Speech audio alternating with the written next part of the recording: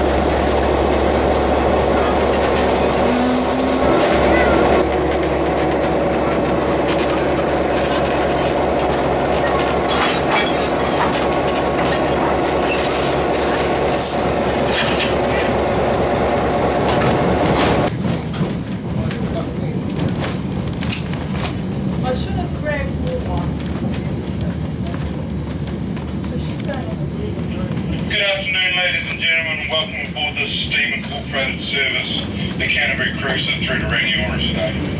So if I can have your attention for just a couple of moments, we'll go over some safety information about today's train. Today's train is a non-smoking service. This includes the open viewing platforms located on either end of most carriages.